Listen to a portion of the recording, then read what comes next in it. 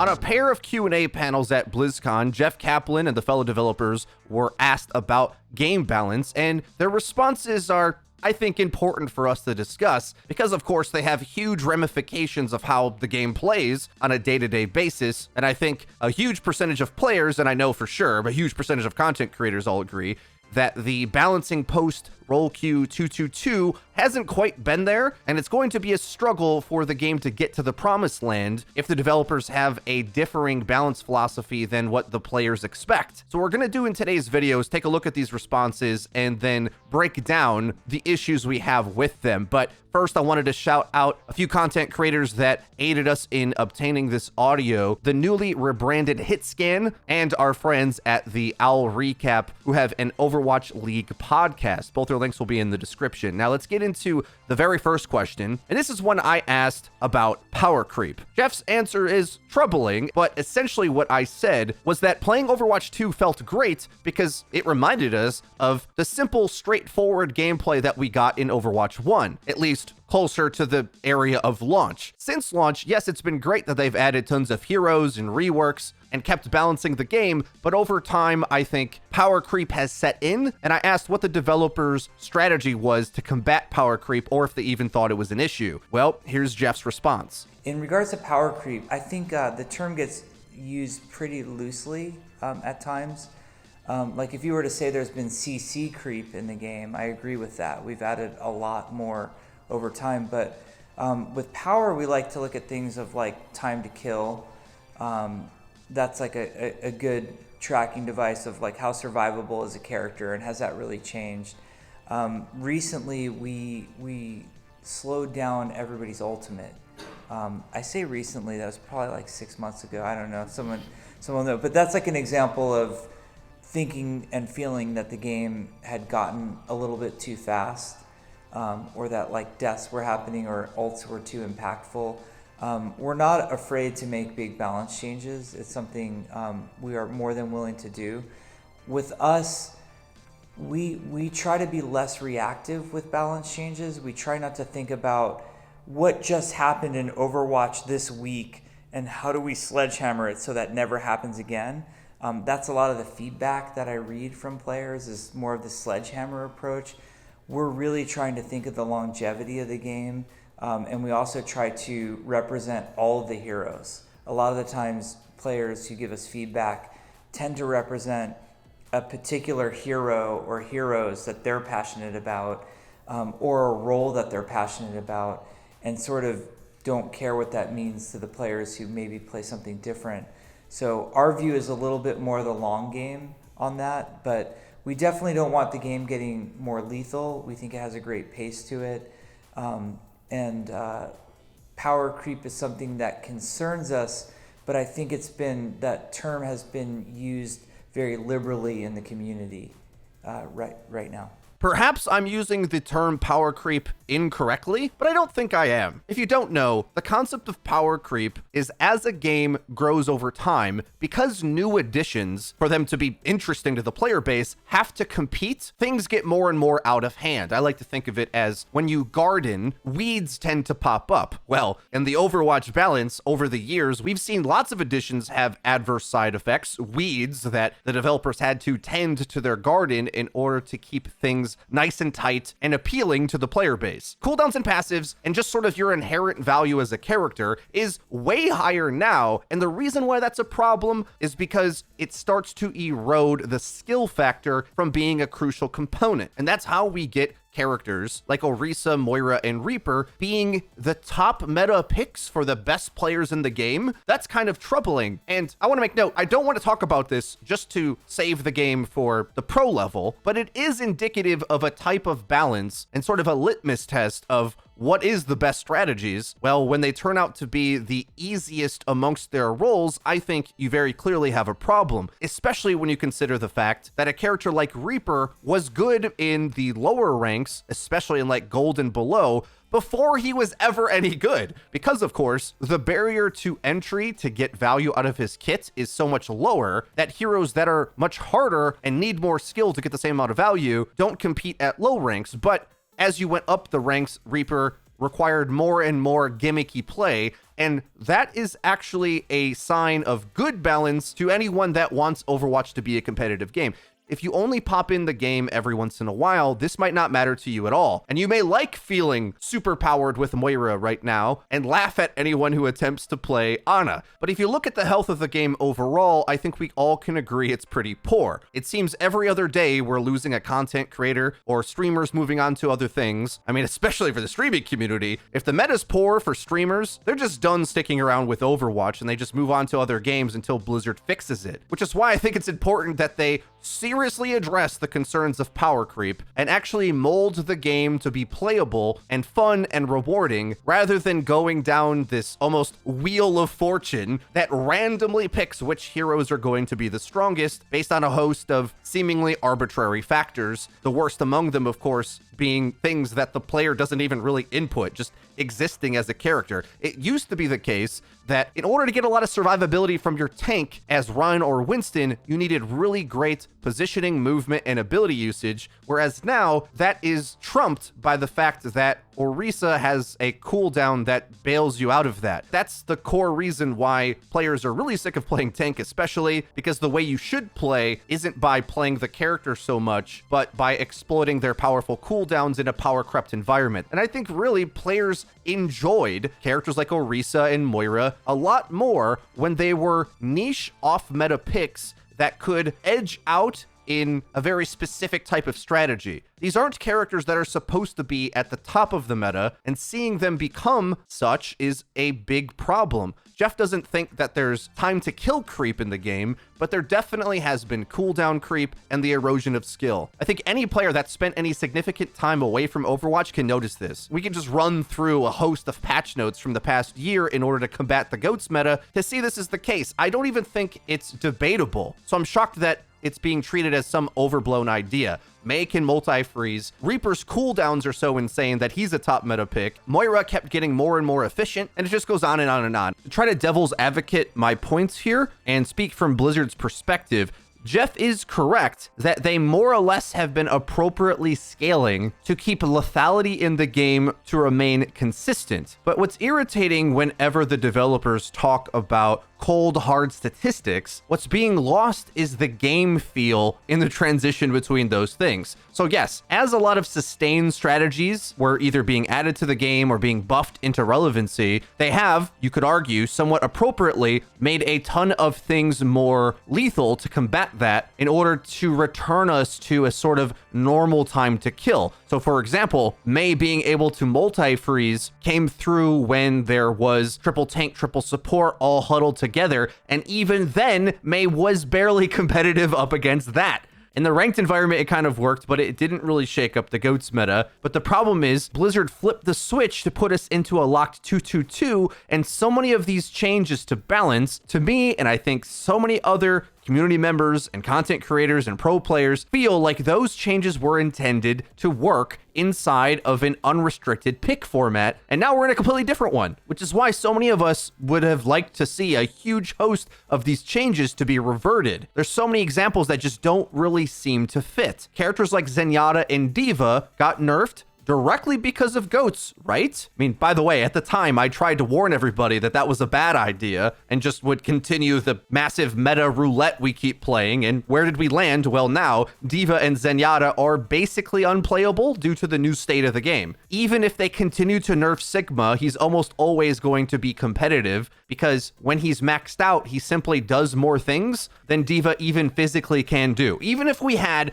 original Diva at just about maximum strength, I still don't even know if she would be competitive with Sigma at the highest tiers of play. That's how good Sigma is. For the mass player base, sure, this might not matter too much, and you may already feel right now that in your games, in an average ranked environment, the gap between Sigma and Diva isn't that large. But I assure you, at the highest level of play, he just physically can do more things, even if you make those things weaker. Right? It's not a matter of buffing or nerfing. It's a matter of he's a more complex character. Diva is more of an old school Overwatch character who does like 3 things. Sigma just does more. The way the game plays now has sort of a strict cutoff point between whether you're a more simple Overwatch hero that used to need teamwork to actualize, or a more complex Overwatch hero who can function in the power crept environment with powerful escapes, sustain abilities, and big interactions. The type of interactions that used to feel kind of gimmicky. There was a point in time where Doomfist Punch and Orisa Halts and Moira Orbs were just too slow to compete up against very straightforward playstyles like Winston diving in and Tracer following up. When that was meta, all these really slow combo abilities in the mid-fight, sure, they were lethal, but they were just so inefficient in comparison to just playing an FPS game that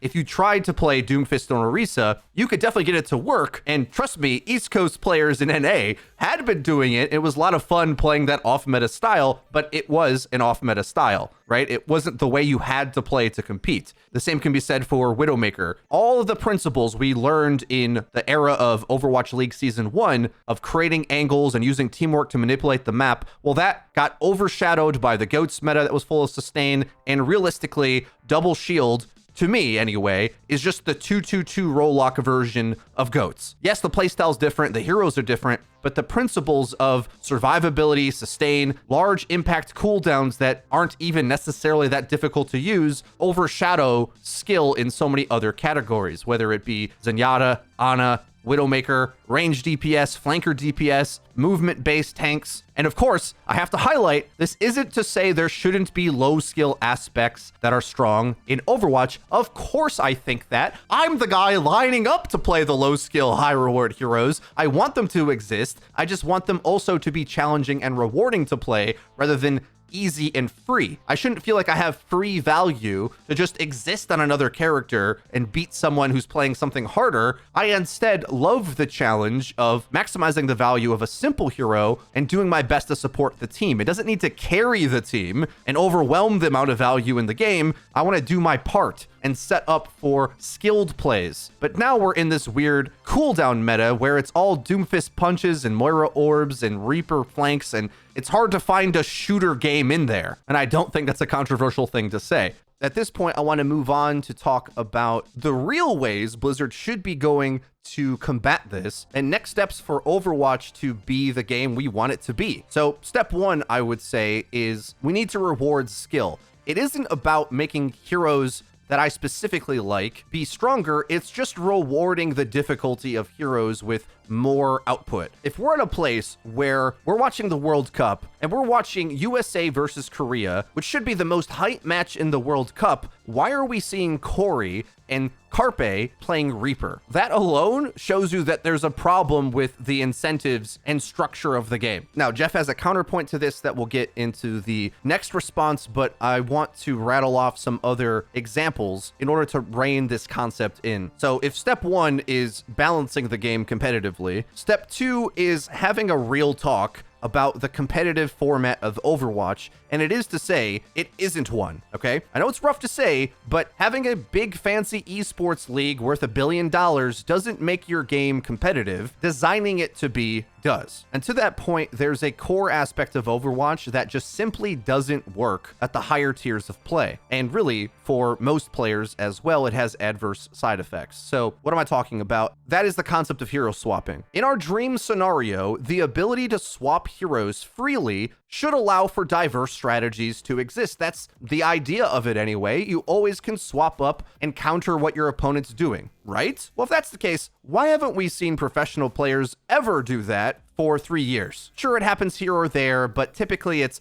if there's an off-meta team, the other team might play an off-meta comp that counters that, but generally it's only swapping a couple heroes, give or take, in every meta we've ever seen, if it's even that. Usually it's only playing the mirror match of whatever's considered the strongest. Why is that? Well, there's a host of different reasons. One, playing a comp that could be counterable is such a disadvantage in the ult economy that you really should never do it. There's no benefit to taking that risk because the downsides of getting snowballed with the enemies being able to chain their ults together over and over again is just too great of a risk. And it doesn't really matter what the ult charge rates are for that, I don't think, because no matter what, you're pretty much just giving up a free fight in order to take a risk, and there's just no point to do that. The other problem is being able to freely pick and counter anything only becomes interesting if the enemy takes those risks to play off meta things. At the higher levels of play, this makes less strategy viable, not more, because If the enemy can press tab and see what you have exactly and go back to spawn and pick the perfect counter, they'll do it every time. So this was always really funny to me in like stage 4 of last year. And you saw this a little bit in the GOATS era as well. But what teams would do is what I would call an in-game ban phase, where they keep one player in spawn, and you'll see like one team has Pharah, the enemy goes Tracer, so the Pharah swaps to Brigida to counter the Tracer, and Tracer says, well, I'm not playing into Brig, and goes Brig as well, right? You see sort of that cascading effect of the natural counters playing out in real time. This is why we don't see the pros try different strategies. It's not because they haven't tested these things. They've tested them oftentimes exhaustively in scrims, and by the time you get to see it in a real competitive match, there's no reason really to take any of these risks, and you should just adapt your playstyle with the strongest heroes available. And that's what most teams end up doing. So it's not the team's fault, it's not the pros' fault. The format of the game simply doesn't incentivize the diversity of strategies like Blizzard thinks it does. So what's the fix to this problem? Well, groundbreaking structural change is going to be required if we want the game to actually play competitively. And what I'm asking for, I don't even think is outrageous. Just rattle off a few examples. Hearthstone has a better competitive format than Overwatch does. That should never be the case. That's hilarious. But what I mean is, because you're not allowed to play the same deck constantly and you can ban your opponent's decks, we actually do get to see the counterplay in the game. Because if you don't do that and you only could pick one deck to rule them all, you know that's all anybody would play. And with this simple system, we see a lot of other variation. MOBA games, of course, you can 100% guarantee if it was a all pick situation like it is in Overwatch, we would see the same exact thing. And it wouldn't matter if you could change your hero mid-match in a MOBA game because you're losing XP, which is an even more vital resource than ult economy is in Overwatch. It's way more important. How interesting would MOBA games be if both teams always picked all the same heroes in a mirror match? That's what would happen if there wasn't a captain's mode or a pick ban phase. This is not the game we all signed up for, and it's time that Blizzard takes some responsibility in changing this, which brings us to the other quote here from Jeff. I apologize, this audio is a bit noisy, but it's pretty important that we dig into what he says here. I actually don't think it's a balance issue or a variety issue. I actually think we did a really good job with the variety of heroes that we have, and I'll go out on a limb. I know I'm biased here, but I actually think the heroes are incredibly well balanced. Like, the only character that I'm worried about balance-wise right now, and this is bizarre, is Ana on console. She's performing lower than we would like her to. And I want to fix it by looking at her aim assist on friendly fire. I think that's what's causing the problem. I actually think the meta issue is more of a community pressure issue more than anything else. And what I mean by that is I find that gaming communities tend to pressure each other into a right way of playing. And everybody feels, especially when there are competitive stakes in play, feels very uncomfortable trying anything new.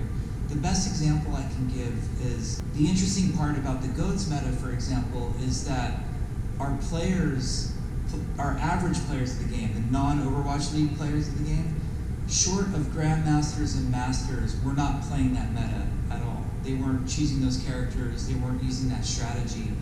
And the part that's really fascinating to me is the GOATS meta, which was deemed like, if we don't add role queue to break it up, it's going to stay in existence, which is not why we added role queue, by the way. It wasn't to stop the GOATS meta. But the GOATS meta was viable for way longer than it was played. The GOATS meta could have been played in Season 1 of Overwatch League, and it wasn't. Like, since back when Brigida got introduced, in fact, GOATS meta would have been even more powerful before it took shape with the players.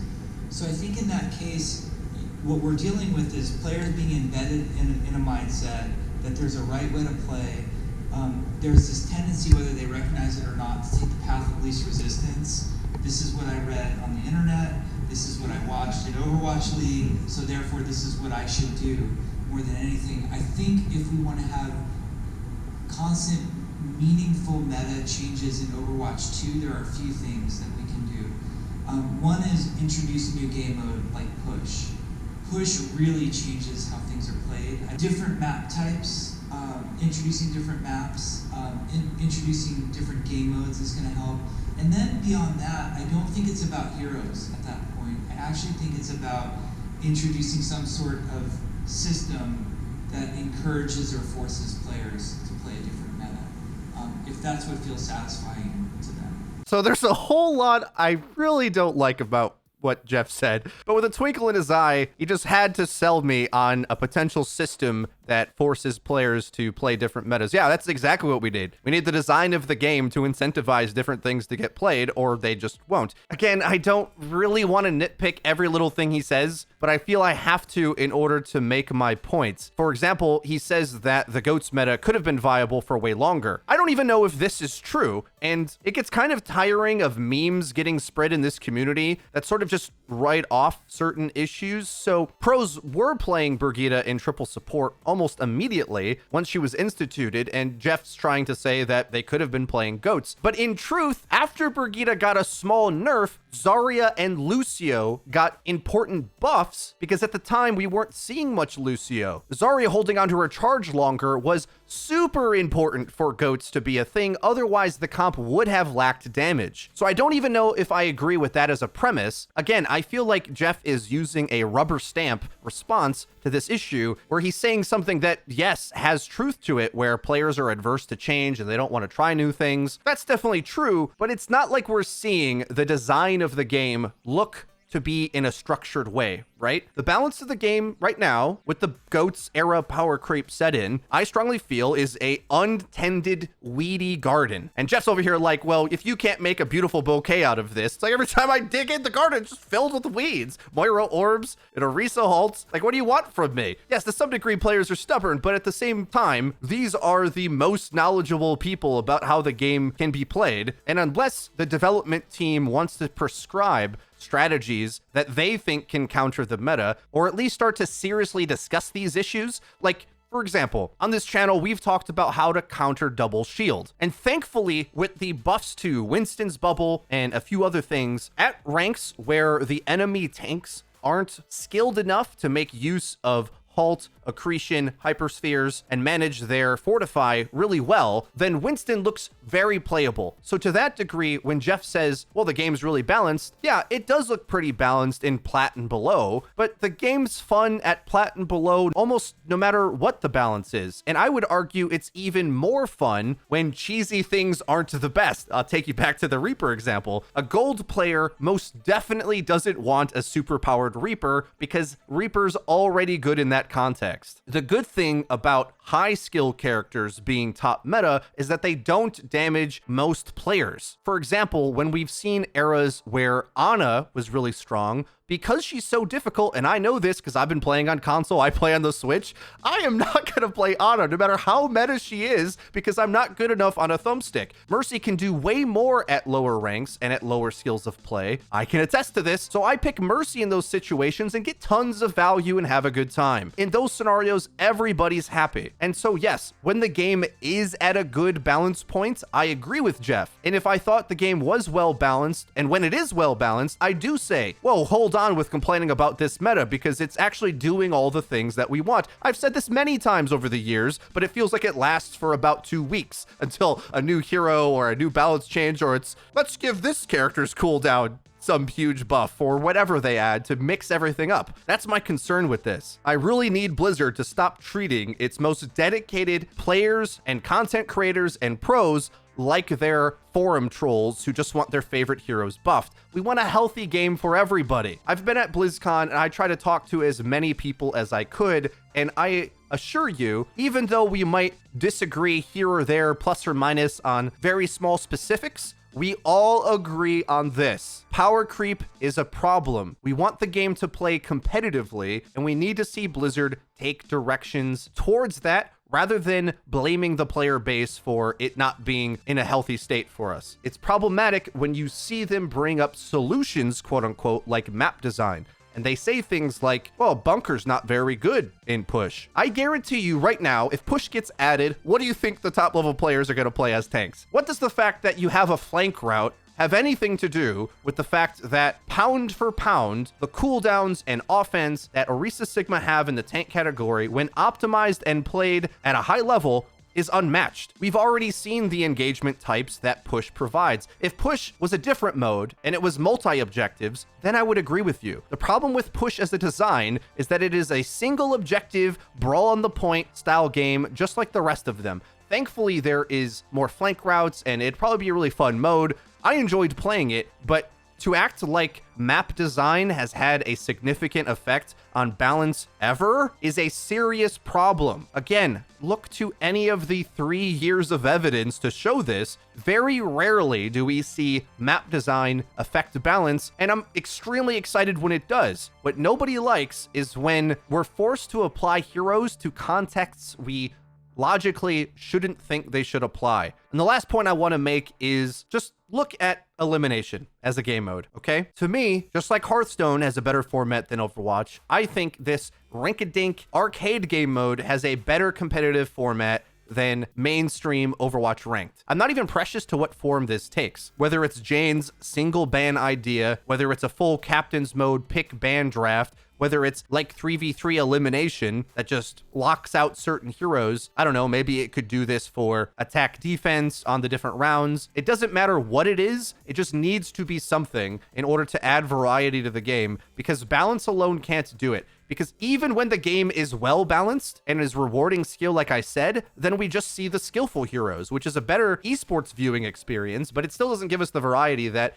the Overwatch game promises. So no matter what, we need this format. Balance isn't going to solve it, but we also need balance too. So it's sort of a double whammy. I would still be saying these things if the game was in a great place balance-wise. It would just be less crucial. And I think you can see from the 3v3 gameplay that interesting matchups are allowed to occur, and the game isn't instantly over when you're at a disadvantage. Instead, that's what becomes interesting. Asymmetrical matchups is one of the best things about esports. You look at a game like CSGO, where there's an economy and buy system that limits you from having all of the best stuff at once. And because of that, you get to see players try to do miraculous things with a deagle, and interesting strategies develop, and variation is forced onto the player base based on the system you're playing. If CSGO just let you pick all the things you wanted, it's a no-brainer what would be every single round. That's the same thing we have with Overwatch. And all the arguments against this kind of thing have just fallen so flat on their face. People bring up hero bans and they say, well, I want to see my favorite player on their best hero, which never happens now, right? It happens when that player is lucky enough for their hero pool to be playable, but over 90% of the time, you're not allowed to choose what hero you play. The meta chooses for you. And if you choose to do something else, you're choosing to lose. Jeff might think that his game's so well balanced that that isn't the case, but I assure you, we all know that it is the case. If we want to see the players we love playing interesting heroes rather than the stale copycat mirror matches we've had for the past 3 years, we need a system that forces you to mix it up. Will every player on the team always be playing their best hero?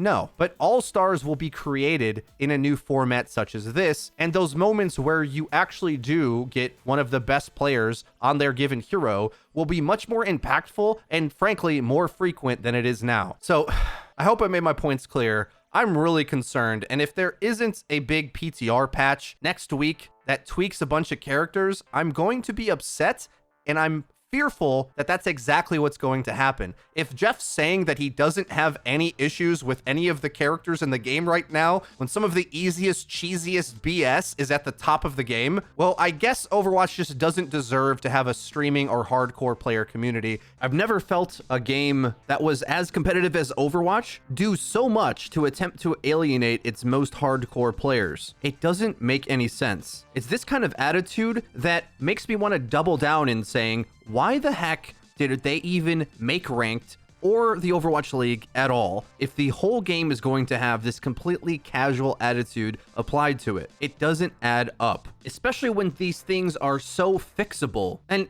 it wasn't like when the game was balanced differently, people played it less, they played it more back then. It's the additions of all this annoying stuff being too strong that's made a lot of people leave, because it affects all levels of play. At no rank do people enjoy Reaper being an unkillable monster. That's fundamentally lame. Nobody likes it. Closing remarks, I want to mention that if you enjoyed this super long video and you got all the way to the end of it, you probably would enjoy the podcast I was a guest on with SVB. This one was an extended discussion prior to BlizzCon with other content creators such as Fariha and Chrono Dota, who recently retired because Overwatch is going downhill like we're discussing. And in the podcast, we discuss a lot of the things I'm talking about here in further depth in anticipation of BlizzCon. And I think now looking back at it is quite interesting because, of course, BlizzCon did nothing to satisfy the hardcore player base of PvP. In fact, beyond just saying that they still care about us, there's been no actions to make it seem like they're concerned with the health of the game. And you might argue, in the context of this video, they don't even think our concerns are a problem, which is my problem with how this is panning out. So that's everything with the state of Overwatch balance and my concerns with it. I hope you guys enjoyed the video, and if you think this is an important message to spread around the Overwatch community and hopefully have the developers hear it, be sure to leave the video a like. We're at a place in the game right now where us Overwatch 1 PvP players have to speak up and be heard, or we will be ignored for development on the sequel. The developer's time is very precious and finite in these types of situations where their attention is split, and we can't afford them to waste time doing things none of us want. So that's been it for today's video. I hope you did enjoy it. If you did, please be sure to leave it a like. It really does help us out and lets us know that you're enjoying the content. And if you haven't already, please subscribe and be sure to hit the bell icon so that you actually get notified when our videos go live. Link to the description is our Twitter, where we tweet out news, updates, and dank memes. That's been it for me. I've been Frito for your Overwatch. See you guys next time.